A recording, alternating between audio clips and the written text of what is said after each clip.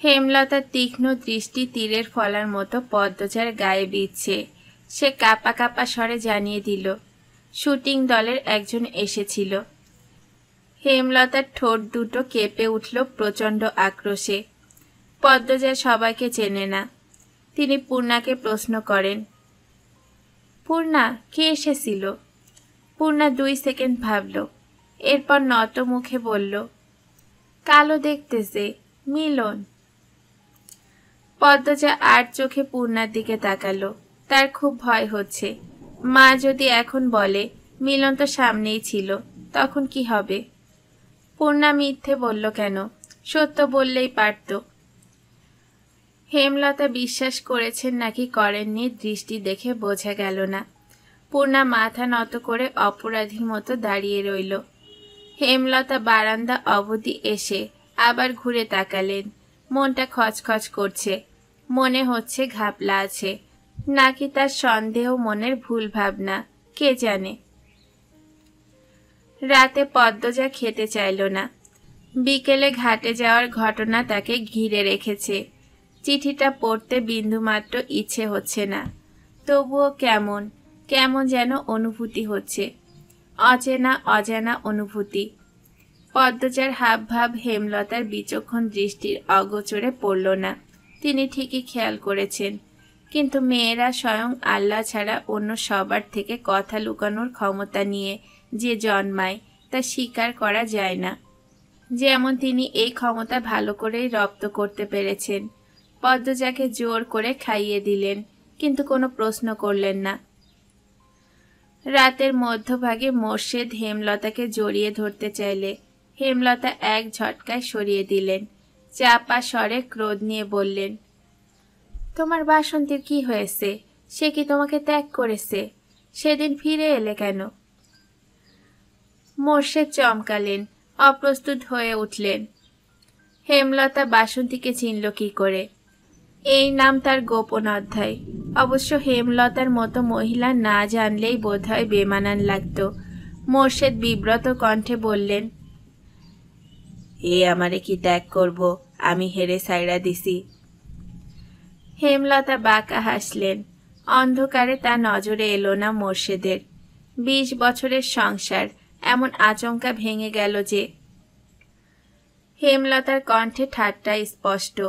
চাপা দীর্ঘশ্বাসটা গোপনে রয়ে গেল। মোর্শেদের শরীরের পশম দাঁড়িয়ে গেল। এ খবরও হেমলতা জানে। এত কিছু কি করে? হেমলতার চোখের কোণে জল চিকচিক করে উঠল। তিনি চাদর গায়ে দিয়ে চলে যান বারান্দায়। রাতে বেশ ঠান্ডা পড়ে। মোর্শেদের কোনো কৈফিয়ত তিনি শুনতে চান না, তাই বারান্দার রুমে এসে বসেন। কতদিন পর রাতের আধারে বারান্দার রুমে তিনি। বিয়ের 1 বছর পরই জানতে পারেন মোর্শেদ তাকে বিয়ে করার 6 মাস আগে বাসন্তী নামে এক অপরূপ সুন্দরী মেয়েকে বিয়ে করেছে। স্বামীর ঘর ছাড়া আর পথ ছিল না বলে এত বড় সত্য হজম করে নিতে হয়। বাসন্তীর মা 12 নারী, আর একজন 12 নারীর মেয়েকে সমাজ কিছুতেই মানবে না। মোর্শেদের বাবা মিয়াফর মোড়ল টাকার বিনিময়ে দেহ বিলিয়ে দেওয়া একজন 12 নারীর মেয়েকে ছেলের বউ হিসেবে মানতে আপত্তি করেন। ততদিনে মোর্শেদ বিয়ে করে নিয়েছে। সে খবর মিয়াফর মোড়ল পেলেন না। তিনি মোর্শেদের মন ফেরাতে শিক্ষিত এবং ঠান্ডা স্বভাবের হেমলতাকে বেছে নিলেন। কুরবান হলো হেমলতার। তখন কলেজে ওঠার 7 মাস চলছিল। এরপর পড়াটাও আর এগোলো না। জীবনের মোড় করুণ রূপে পাল্টে গেল। পরদিন সকাল সকাল স্কুলে রওনা হলো তারা। পূর্ণা পথে চিঠিটা পড়ার পরিকল্পনা করেছিল। পদ্মজা হাতে দিল না। শেয়ানা 2টা মেয়ের হাতে কেউ চিঠি দেখে ফেললে ইজ্জত যাবে। পূর্ণা পদ্মজার প্রতি বিরক্ত বোধ করল। চিঠিটা তার কাছে। পথে নতুন করে পরিকল্পনা করল সে ক্লাসে বইয়ের চিপায় রেখে চিঠি পড়বে। তাও হলো না। পরপর 2 দিন কেটে গেল। সুযোগ পেলেও পদ্মজা পড়তে দিতে চাইত না। সারাক্ষণ হাতে জান নিয়ে থাকে যেন। এই বুঝি মা এলো। 2 দিন পর মোক্ষম সুযোগ পেল। হেমলতা বাপের বাড়ি গিয়েছেন প্রান্ত এবং প্রেমাকে নিয়ে। যদিও কয়েক মিনিটের পথ, দ্রুতই ফিরবেন। পদ্মজার চেয়ে পূর্ণার আগ্রহ বেশি। সে চিঠি খোলার অপেক্ষায় ছিল। আজ খুলতে গিয়ে মনে হলো যার চিঠি তার খোলা উচিত এবং আগে তার পড়া উচিত। তাই পদ্মজার দিকে চিঠি বাড়িয়ে দিল। পদ্মজা চিঠি খুলতে দেরি করছিল বলে পূর্ণা তাড়া দিল। হেই আপা, খোলো না, লজ্জা পাচ্ছ কেন? এটা চিঠি, কারুর গায়ের কাপড় খুলতে বলছি না। পদ্মজা চমকে তাকালো, যেন পূর্ণা কাউকে খুন করার কথা বলেছে। পদ্মজা বলল, কি সব কথা পূর্ণা? আচ্ছা মাপ চাই, আর বলবো না। পদ্মজা ভাঁজ করা সাদা কাগজটা মেলে ধরল চোখের সামনে। প্রথমেই বড় বড় করে লেখা, প্রিয় পদ্মফুল। পূর্ণা পাশে এসে বসল। দুজনের মনোযোগ চিঠিতে। প্রিয় পদ্মফুল, আমি ভেবে উঠতে পারছি না কিভাবে বলবো। আজ চলে যাব ভেবেই বুকে তোলপাড় হচ্ছে। তার কারণ তুমি। যেদিন প্রথম তোমাকে দেখেছিলাম থমকে গিয়েছিল নিঃশ্বাস, কণ্ঠনালী। একটু মিথ্যে বলিনি। সেদিন শুটিংয়ের সংলাপ বলতে গিয়ে ভুল করেছি বারবার। না চাইতেও বারবার চোখ ছুটে যাচ্ছিল লাকড়ি ঘরের দিকে। বুকে থাকা হৃৎপিণ্ডটা শিরশিরে অনুভূতি শুরু হয় সেই প্রথম দেখা থেকেই। প্রতিটা ক্ষণ গুনেছি তোমাকে দ্বিতীয়বার দেখার আশায়। দ্বিতীয়বার দেখা পাই যখন বেগুন নিতে আসো। সেদিন কথা বলার লোভ সামলাতে পারিনি।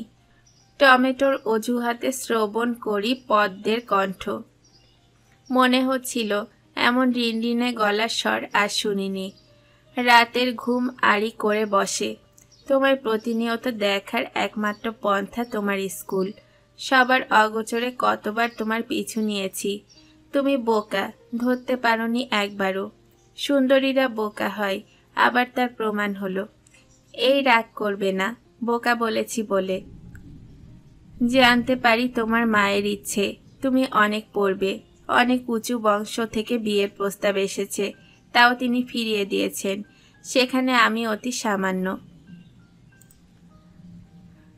তবুও সাহস করে তোমার বাবার কাছে বিয়ের প্রস্তাব দেই। পদ্ম ফুলটাকে যে আমার চাই। তিনি রাজি হননি। নায়কের সাথে আত্মীয়তা করবেন না। আর বললেন তোমার অনেক পড়া বাকি, তোমার মা কিছুতেই রাজি হবেন না। আহত মনে দুপা পিছিয়ে আসি। ভেবেছি তোমার কলেজ পড়া শেষ হলে পরিবার নিয়ে বিয়ের প্রস্তাব নিয়ে আসব। তোমার মা সম্পর্কে যা জেনেছি বুঝেছি, তাতে এইটুকু বিশ্বাস আছে তিনি নায়ক বলে আমাকে এড়াবেন না। তিনি বিচক্ষণ মস্তিষ্কের মানুষ। আমি তোমায় ভালোবাসি পদ্মফুল। ইতি লিখনসা। পদ্মজার মিষ্ট অনুভূতি হচ্ছে। পূর্ণা হাসছে। ভ্রু উঁচিয়ে পদ্মজাকে বলল, আপারে, লিখন ভাইয়ের সাথে তোমাকে যা মানাবে, কি সুন্দর করে লিখেছে। পদ্মজা লজ্জায় চোখ তুলতে পারছে না। পূর্ণা বলল, একদম বিয়ের প্রস্তাব দিয়ে দিয়েছে আল্লাহ। আপা, তুমি কিন্তু বিয়ে করলে লিখন ভাইয়াকেই করবে। আর কিছু বলিস না। পদ্মজা মিনমিনে গলায় বলল। পূর্ণা শুনল না। সে অনবরত কথা বলে যাচ্ছে। আমার ভাবতেই যে কি খুশি লাগছে আপা। নায়ক লিখন সে আমার বোনের প্রেমে হাবুডুবু খাচ্ছে। একদিন বিয়েও হবে। চুপ কর না। হেই আপা, লিখন ভাইয়াকে ফেরত চিঠি দিবে না? পদ্মজা চোখ বড় করে তাকালো। অবাক স্বরে বলল, কিভাবে? ঠিকানা কই পাবো? আর আম্মা জানলে? না না। পূর্ণা আর কিছু বলতে পারল না। হেমলতার উপস্থিতি টের পেয়ে চুপ হয়ে গেল। পদ্মজা দ্রুত চিঠিটা ভাঁজ করে বালিশের তলায় রাখল। ভয়ে বুক ধুকধুক করছে। মাঘ মাস চলছে। কেটে গেছে 4 মাস। শুষ্ক চেহারা আর হিমশীতল অনুভব নিয়ে পদ্মজা বসে আছে নদীর ঘাটে। গুনে গুনে 3 নম্বর সিঁড়িতে। নাকের ডগায় ম্যাট্রিক পরীক্ষা। দিনরাত পড়তে হচ্ছে। নিয়ম করে প্রতিদিন ভোরে পড়া শেষ করে পদ্মজা। এরপর ঘাটে এসে বসে নিজের অনুভূতিদের সঙ্গে সাক্ষাৎ করার জন্য। কখনো উদাস হয়ে, আবার কখনো লাজুক মুখশ্রী নিয়ে ভাবে কারু কথা। সেই যে চিঠি দিয়ে হারালো, আর সাক্ষাৎ মিলল না তার। কখনো কি মিলবে? তিনি কি আসবেন?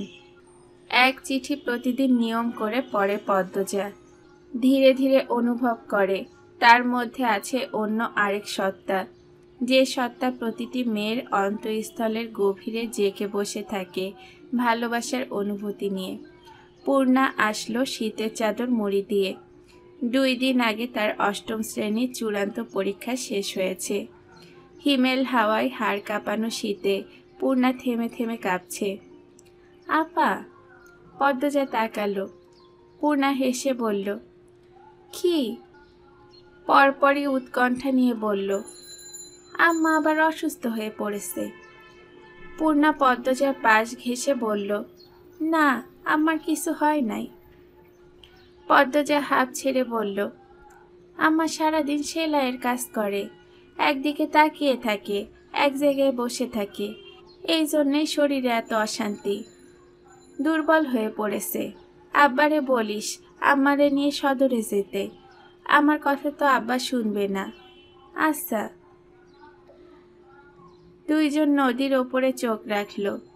অতিথি পাখির মেলা বসেছে। রোমাঞ্চকর আকর্ষণ। এত পাখি দেখে মন ভরে গেল। পাখিদের কলকাকলিতে এলাকা মুখরিত। এপার থেকে শোনা যাচ্ছে, কোথা থেকে দৌড়ে আসে প্রান্ত। সে 4 মাসে শুদ্ধ ভাষা রপ্ত করে নিয়েছে ভালোভাবে। এসেই বলল, আপারা কি করো? পূর্ণা বলল, পাখি দেখি, আয় দেখে যা। প্রান্ত দূরে চোখ রাখল।